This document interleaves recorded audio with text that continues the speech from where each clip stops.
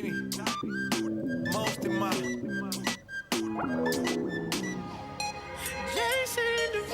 Y seguimos en esta linda mañana con lluvia, especial para los mates, especial para los bizcochitos, ¿viste? Especial para uno romper la dieta, porque prácticamente cuando llueve pasa eso, ¿no? Bueno, hablemos de otras cosas, no solamente del estado del tiempo, sino que este tiempo en el que hemos transitado y en el que este 2020 que ya pasó y que parecía que nunca iba a terminar, pero que en definitiva la cuestión de fondo, lo que nos ha hecho pensar, lo que nos ha hecho razonar sobre qué hacemos con nuestro mundo, con lo que está pasando con las diferentes pestes que han pasado a lo largo de la historia y lo que nos está pasando ahora a nosotros en el mundo entero con respecto a esta pandemia, nos ha puesto también a revalorizar las acciones humanas, ¿no? Y en esto de las acciones humanas estamos hablando de cómo se comporta el ser humano y cómo se visibilizó también en esta época de pandemia, en el encierro, en el estar más en casa, se visibilizó otras cuestiones, como por ejemplo la violencia. La violencia y en todas sus formas, ¿no? Desde el más chiquito al más grande,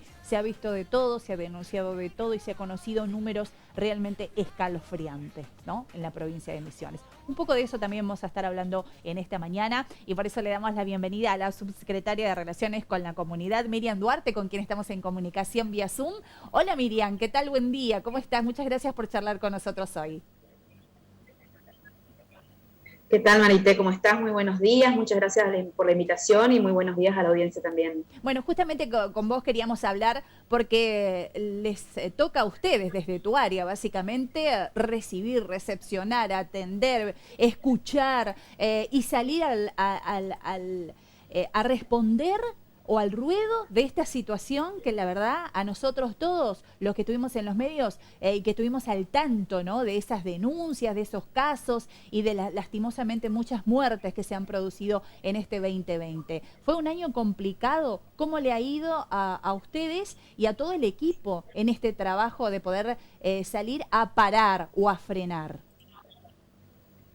Sí, en realidad fue un año particularmente complicado, no solamente por la pandemia y lo que esto implicó en términos de tiempos de convivencia, de vínculos que a lo mejor ya estaban dañados previamente, a Uh-huh. veces sin violencia física todavía, pero que después llegó a la violencia física, y después, y además, digamos, en casos donde ya habían antecedentes de violencia previos. Sí. Pero a esto además se suma la incidencia que tuvo la propia pandemia en todos los servicios asistenciales del Estado, ya sea la policía, ya sea servicios de justicia, los servicios de salud, que se han visto desbordados por un lado, diezmados por la falta de personal, afectados por la cercanía, por ejemplo, con personas con COVID, Uh-huh. y por lo tanto, bueno, la redistribución, digamos, de los equipos ha sido muy compleja. Nosotros tenemos como uno de los servicios a nuestro cargo la línea 137, por ejemplo, las casas refugio, donde Uh-huh. también hemos tenido situaciones de riesgo en materia de COVID, donde hubo que aislar gente y, bueno, por lo tanto, disminuir la funcionalidad de los equipos, la integración de los equipos. Así que ha sido particularmente complicado en varias materias. Uh-huh. Y a esto le sumamos además el retorno a la provincia de mujeres misioneras que han estado en situaciones de violencia en otros lugares del país, Ajá. a las que también, bueno, hubo que repatriar de alguna manera en interacción con los estados provinciales correspondientes, con mucho esfuerzo en algunos casos realmente de todo el país, Uh-huh. para que pudieran llegar a la provincia, para que pudieran hacer el hisopado, estar aislados y cuidados, la familia, el grupo familiar, ¿no?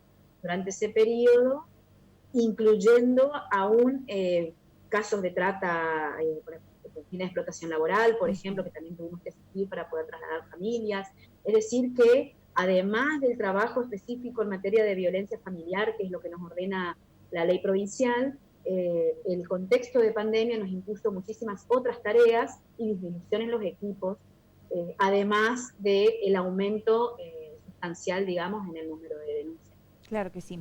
Hablando justamente de esto, ¿no? De lo particular del trabajo del equipo, básicamente se ha recibido a la gente desde la más chica hasta la más grande. Yo decía, hablemos de todos los tipos de violencia, porque en general no se produjo solamente la más conocida de todas, que es la violencia de género, la que más, tiene, podríamos decir, visibilización mediática, ¿no? Pero está la violencia de los más chicos, está la violencia de los ancianos, está la violencia intrafamiliar, la que no se ve.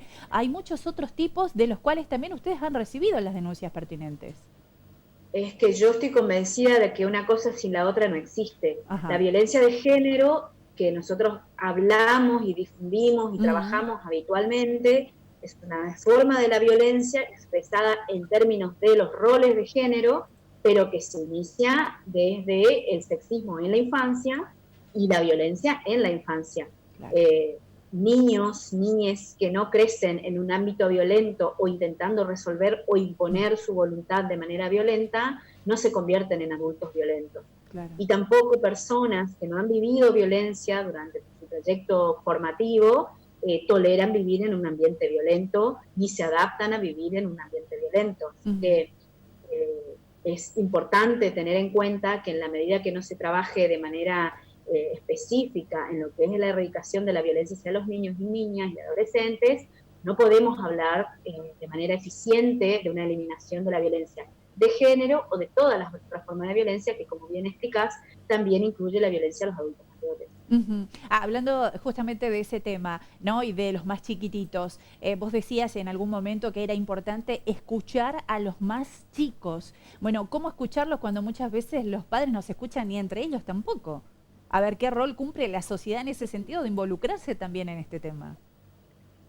Claro, lo que pasa es que, cuando los niños están viviendo este tipo de situaciones de violencia, instancias de violencia, obviamente esto es, por lo general, de la mano de su propio grupo familiar. Es muy difícil que ese grupo familiar que ya tiene vínculos dañados pueda resolver o acompañar a ese niño, niño o adolescente a contar lo que está viviendo. Claro. Y también es cierto, y esto es una experiencia personal que he tenido en algunas instituciones educativas en los años anteriores, que los niños, las niñas y los adolescentes ya están en una instancia en la que no toleran vivir en ámbitos violentos, por lo tanto piden ayuda mucho antes. Qué bueno. Quizás las generaciones anteriores, quizás como la nuestra, teníamos más naturalizado el hecho de que la violencia era parte de la vida familiar, de los vínculos, de la crianza de los hijos. Hay que reconocer que parte de la crianza de nuestra sociedad siempre estuvo sustentada en la violencia, y muchos han sido los progenitores que han justificado pegarles a los niños como una forma de educación. Esto estaba instalado, naturalizado, y no se metía a la gente en la vida de los demás, en la familia, en las paredes, dentro de las cuatro paredes de otra casa. Sin embargo, hoy esto ya no es así, y los niños y las niñas ya no toleran, entonces piden ayuda mucho antes. Y es muy importante que los adultos que estamos alrededor estemos preparados para escuchar y acompañar. Primero, escuchar con respeto, porque los niños no mienten. Si los niños hablan de violencia y sobre todo si hablan de sexualidad, es porque saben. Los niños fantasean solamente sobre las cosas que conocen, no sobre las cosas que no conocen. Por lo tanto, es muy importante escucharlos, ya seamos familiares, vecinos, docentes, miembros del sistema de salud, lo que sea. Es importante poner en conocimiento a las autoridades y tratar de hacer el abordaje. En cada contexto va a ser distinto, por supuesto. Hay contextos familiares donde con un acompañamiento y asesoramiento se puede resolver, y hay otras situaciones que ya son de mayor gravedad y que realmente es necesario poner a esos niños bajo resguardo. Somos muchas las instituciones que interactuamos en este sentido.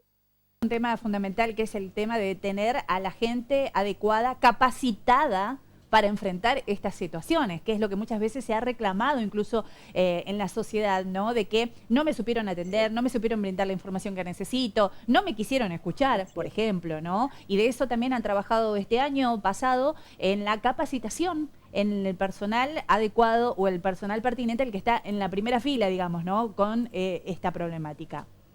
Sí, nosotros en realidad todas las capacitaciones que hemos realizado desde 2018 hasta la fecha, hemos tratado de incorporar no solamente a los equipos que forman parte de nuestros servicios, sino a todos aquellos equipos que forman parte de otros servicios del Estado que en algún momento tenemos que interactuar para el abordaje de los casos.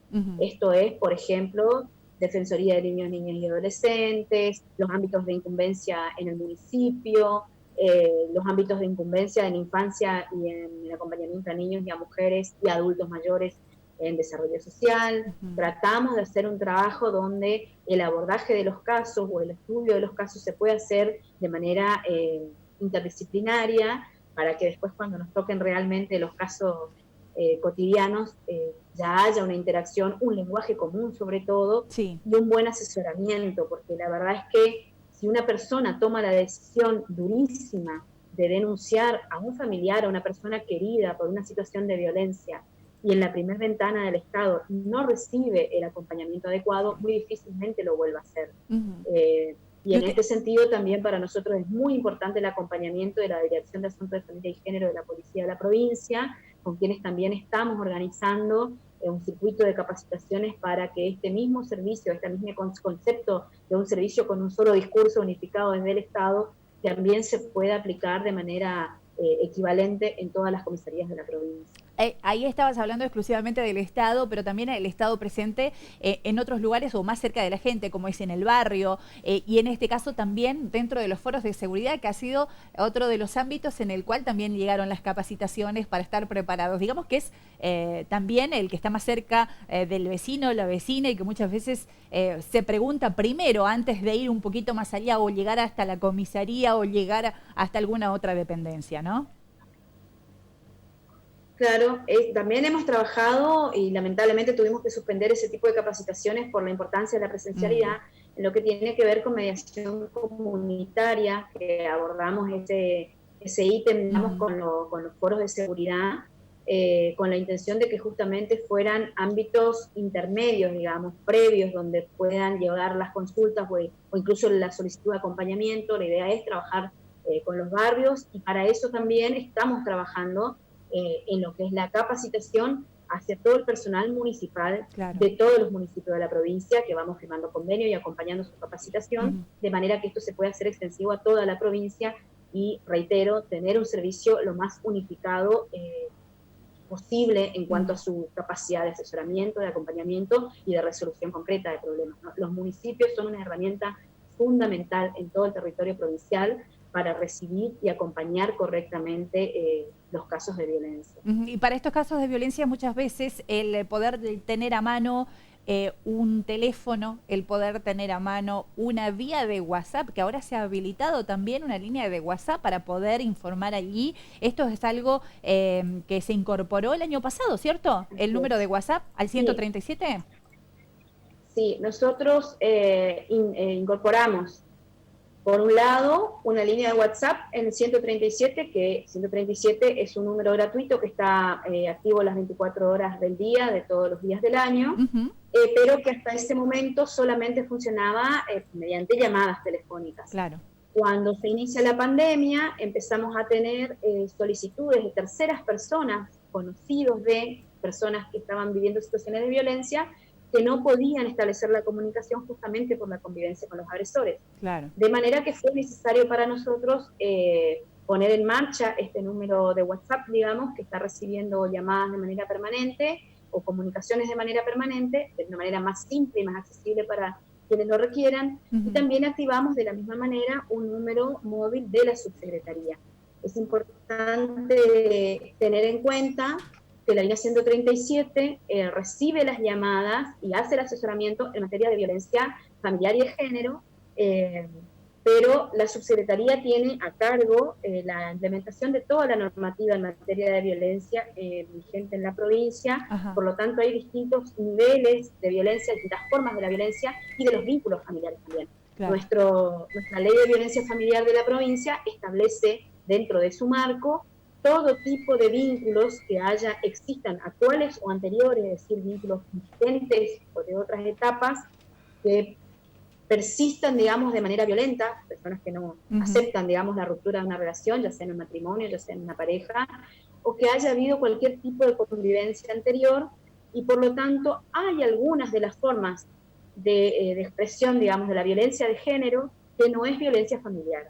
Y estos abordajes lo hacemos desde la subsecretaría porque son abordajes más complejos que implican otro tipo de equipo y otro tipo de acompañamiento. Es importante decir que la línea 137 cuenta con una brigada de intervención de emergencia para las situaciones de violencia y que por lo tanto no hay, por ejemplo, turnos de asistencia psicológica o de asistencia de otro tipo. Sin embargo, este complemento lo hacemos en la subsecretaría para poder dar un acompañamiento más integral a las víctimas. O Hablando a quienes requieran asesoramiento, que a veces no son las víctimas. Sí, sí, y hablando justamente de ese acompañamiento, mucho se ha hablado también y a lo largo del tiempo de esta desvinculación con el agresor y de ayudarlos a realizar esa desvinculación, pero también de un apoyo económico por parte del Estado. Hoy, ¿con qué líneas o con qué programas está contando la subsecretaría para poder salir al frente de esa situación? Bueno, nosotros en realidad estamos interactuando con el Estado Nacional en la promoción de lo que son los programas Potenciar Trabajo, estaba confundiendo con otro, que es el que está en vigencia. Sí. Así que bueno, en este mismo momento se están realizando entrevistas en este sentido sociales para poder hacer el inicio de los trámites a nivel nacional. ¿De qué se trata Estamos pendientes ese programa? Potenciar es como una modificación de lo que antes se consideraban los trabajar o algo por el estilo, donde lo que se hace, el Estado intenta es poner el recurso económico que implique al menos la mitad del salario mínimo vital y móvil para facilitar que estas personas puedan ser empleadas, ¿no? Que los empleadores tengan una facilidad en esta empleabilidad y poder insertar laboralmente o de manera en lo que tiene que ver con la capacitación laboral. Perfecto. Esto es documentación que nosotros enviamos al Estado Nacional, que es quien resuelve la adjudicación, digamos, de los recursos, por un lado, y la forma en que se va a hacer el control y la implementación. Nosotros desde la subsecretaría estamos desarrollando también un programa propio que va a entrar en vigencia este año a partir de la implementación del nuevo presupuesto, y que tiene que ver justamente con el acompañamiento en materia económica para una cuestión fundamental que es la problemática más grande que tenemos. Cuando una persona en situación de violencia decide denunciar y se ve la necesidad de irse del lugar donde vive, muchas veces porque aunque sea excluido el agresor, todo el entorno del agresor vive en el mismo lugar, el problema más grande sigue siendo una cuestión de resolver el problema habitacional, claro, ¿no? Entonces, ahí tenemos un programa que tiene que ver con un acompañamiento económico para poder asistir a las mujeres o a las víctimas que están en esa situación. Tenemos que tener en cuenta que por lo general son mujeres o personas de la diversidad sexual que también son un colectivo sumamente violentado dentro de sus propios núcleos familiares de origen, ¿no?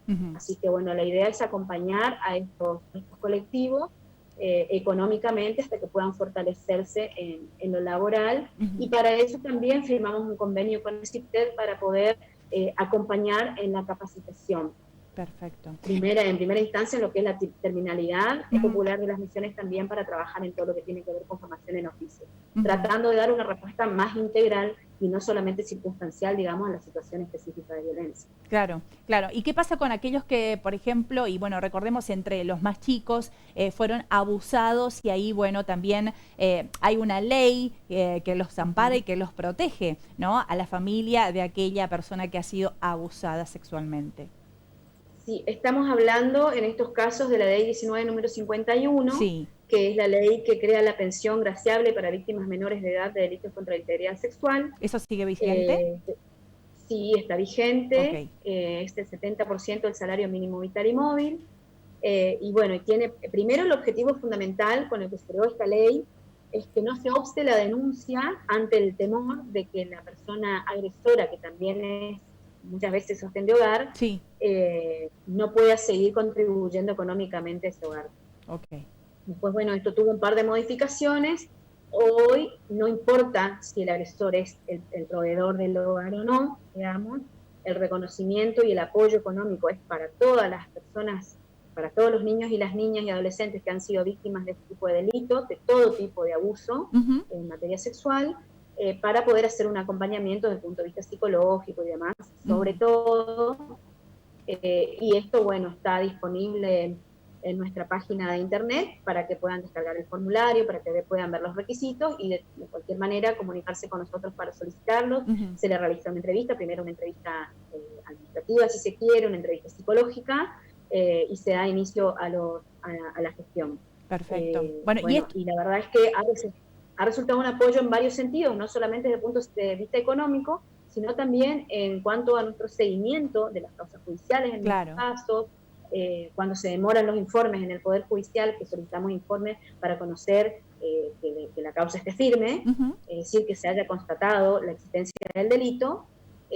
Bueno, si hay una demora en esto, a nosotros nos permite también intervenir de manera rápida para que las causas, no se pierdan en el tiempo. Sabemos que el Poder Judicial también está muy saturado con las denuncias de violencia de distinto tipo, pero estas causas son particularmente delicadas y muy importante para lo que es la sanidad mental de estos niños y niñas, saber que han recibido justicia, ¿no? Miriam, ¿cuál va a ser el camino de este año 2021 para la subsecretaría? ¿Hacia dónde apuntan y cuáles van a ser las líneas de trabajo? Mira, lo más importante para nosotros, bueno, obviamente todo lo que era materia de planificación en capacitación en 2020 quedó suspendido y para nosotros es urgente retomar. Bien. Pero bueno, estamos sujetos a la evolución de la pandemia y de la vacunación para poder retomar todos los niveles de capacitación que tenemos, que son muchos y que quedaron postergados. Sí. Pero fundamentalmente para nosotros es extraordinariamente importante el trabajo que se está haciendo de consolidación de trabajo con el Poder Judicial. Bien. Necesitamos mayor agilidad en ese sentido, y la verdad es que muchas veces también el Poder Judicial no se ha sentido acompañado. Estamos haciendo un trabajo, digamos, de equipo mucho más allegado, mucho más discutido, consultado, para poder hacer de manera integral el abordaje de los casos. Y creo yo que esto es el aspecto fundamental de nuestro trabajo para este año, para además de difundir las temáticas que tienen que ver con violencia y con todo lo que el Estado ofrece, que cuando una persona toma la decisión de hacer la denuncia, tenga el acompañamiento que corresponde en todos los órdenes. Y bueno, en esta materia también es fundamental la continuidad de la capacitación y el trabajo conjunto con los municipios, que para nosotros son el eje fundamental del trabajo, ¿no? La asistencia a los municipios y la consolidación de los procesos de capacitación. Y cuando hablo de municipios, hablo de municipalidad, servicios de salud, de juzgados de paz, de todos los servicios que hayan en cada municipio para que estén articulados, tengan un plan de trabajo y puedan trabajar de manera rápida, digamos, con una respuesta eficiente y sobre todo que contenga el momento de angustia, de preocupación, de miedo de una persona que ha vivido o está viviendo violencia. Perfecto. Miriam, muchísimas gracias por charlar con nosotros sobre todos estos temas, obviamente, y refrescarnos la memoria. Recordemos, hasta el 5 de febrero están con la feria, ¿no? Sí, nosotros estamos en feria administrativa, tenemos una guardia reducida de todas maneras. Bien. Y tenemos, de todas maneras, digamos, los servicios activos, ¿no? Claro. Por ahí en horarios un poco más reducidos, programamos las entrevistas, programamos las visitas, pero seguimos en actividad. Igualmente el 137 y el WhatsApp del 137, ambos dos trabajando las 24 horas del día, los 365 días del año. Así es, activos siempre. Activos. Muchísimas gracias, Miriam, que tengas un muy buen día y muchas gracias por esta comunicación. Muchas gracias a vos, hasta pronto, y muchas gracias porque el rol de los medios de comunicación en todo esto, tanto en la problemática como en la difusión de las herramientas, es fundamental. Gracias. Gracias. Bueno, ahí estábamos escuchando a Miriam Duarte, subsecretaria de Relaciones con la Comunidad, hablando justamente de todo lo que hace al funcionamiento de las distintas áreas que la competen y que están bajo la subsecretaría, y por supuesto también de recordar el número, ¿no? Que ahí lo teníamos en pantalla para recordar también cuál era el número de la línea 137, ¿sí? Pero también está el número de WhatsApp. Allí tenemos para poner de vuelta, así lo recordamos porque es muy importante. Vos que estás escuchando a través de la radio, tomá nota al respecto de este número, ¿sí? Número que es, a ver, hay que... bueno, ahí lo vamos a poner. Lo tenía en el TXT, ahí nomás. Ahí en una de las imágenes estaba el número, sí, también.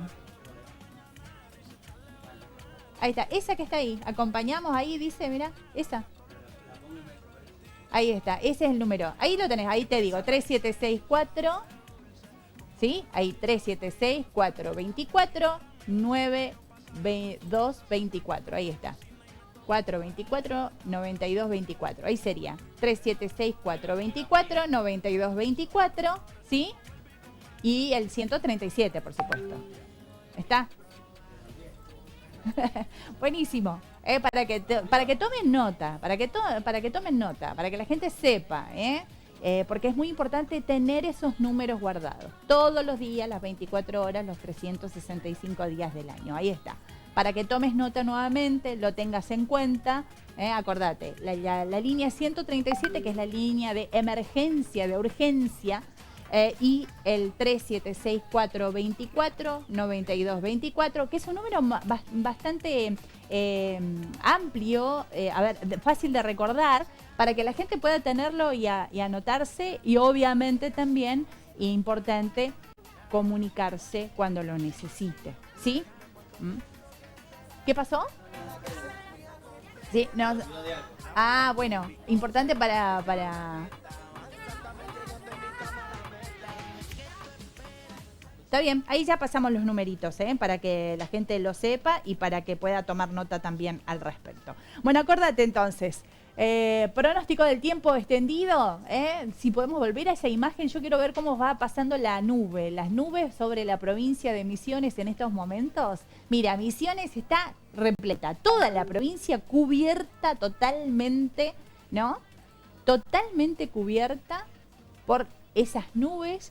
Inestabilidad del tiempo que seguirá hoy con lluvias y tormentas.